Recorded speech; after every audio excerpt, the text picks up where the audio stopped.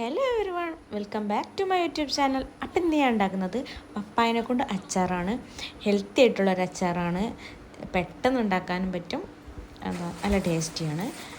അപ്പോൾ എന്തായാലും എങ്ങനെ ഉണ്ടാക്കണമെന്ന് നോക്കാം. അതിനായി ആദ്യം തന്നെ പപ്പായൻ്റെ തൊലിയൊക്കെ കളഞ്ഞ് പപ്പായ 2 കഷ്ണമാക്കിയിട്ട് അതിൻ്റെ ഉള്ളത്തെ കുരുവൊക്കെ കളഞ്ഞ് ചെറുതായിട്ട് കട്ട് ചെയ്തെടുക്കണം.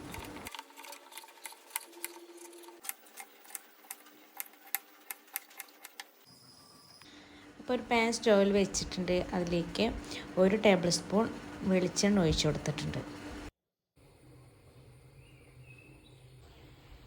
എണ്ണ ചൂടായതിന് ശേഷം നമ്മൾ ചെറിയ കഷ്ണങ്ങളാക്കി വെച്ച പപ്പായ അതിലേക്ക് ചേർത്ത് കൊടുക്കുക. എന്നിട്ട് നന്നായി വഴറ്റിയെടുക്കുക. പപ്പായയുടെ എല്ലാ കഷ്ണങ്ങളും നന്നായി ഒന്ന് ചൂടായി വരണം. അതുവരെ ഒന്ന് വഴറ്റിയെടുക്കുക. ശേഷം അതിലേക്ക് ആവശ്യത്തിന് ഉപ്പ് ചേർത്ത് കൊടുക്കുക. പിന്നീട് നന്നായി മിക്സ് ചെയ്യാം. നമ്മൾ ചേർത്ത ഉപ്പ് എല്ലാ പപ്പായ കഷ്ണത്തിലും നന്നായി ചേരുന്നത് വരെ മിക്സ് ചെയ്തെടുക്കുക. പിന്നീട് ഇതിലേക്ക് ലെമൺ ജ്യൂസ് ഒഴിച്ചു കൊടുക്കുക. നമ്മൾ ഇതിലേക്ക് വിനാഗിരി യൂസ് ചെയ്യണില്ല, അതിന് പകരം പുളിക്ക് വേണ്ടിയിട്ട് ലെമൺ ജ്യൂസാണ് യൂസ് ചെയ്യണത്.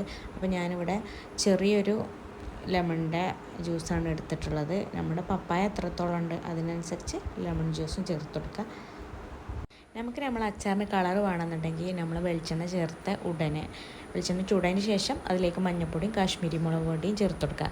അങ്ങനെ ചേർക്കുമ്പോൾ നമുക്കിതിലേക്ക് പച്ചമുളകിൻ്റെ എണ്ണം കുറക്കുകയും ചെയ്യണം. ഞാനിവിടെ അത്യാവശ്യം കുറച്ച് പച്ചമുളക് എടുത്തിട്ടുണ്ട് ഇതിലേക്ക് ഇടാൻ. ഞാൻ എന്തായാലും ഇതിലേക്ക് മസാലപ്പൊടിയൊന്നും ചേർക്കണില്ല. പച്ചമുളക് ചേർത്ത ഉടനെ തന്നെ നമുക്കിതിലേക്ക് ഉലുവാപ്പൊടിയും ചേർത്തിട്ട് നന്നായി മിക്സ് ചെയ്യാം.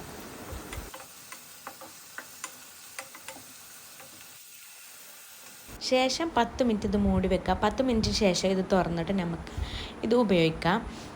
നിങ്ങൾക്ക് വേണമെങ്കിൽ ഇത് വേവിക്കാതെ ഇങ്ങനെ ചെയ്തെടുക്കാം. പക്ഷേ വേവിക്കാതെ ചെയ്തെടുത്താൽ നമ്മുടെ ഉലുവാപ്പൊടിൻ്റെ ടേസ്റ്റൊന്നും പെട്ടെന്ന് നമ്മുടെ പപ്പായ കഷ്ണത്തിലേക്ക് ഇറങ്ങി വരില്ല.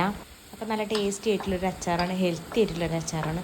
അപ്പോൾ എല്ലാവരും ഒന്ന് ട്രൈ ചെയ്ത് നോക്കുക. അപ്പോൾ വീഡിയോ ഇഷ്ടപ്പെട്ടാൽ ലൈക്ക് ചെയ്യുക, കമൻറ്റ് ചെയ്യുക, ചാനൽ സബ്സ്ക്രൈബ് ചെയ്യുക. അപ്പോൾ ഞാൻ പോയി ടാറ്റാ.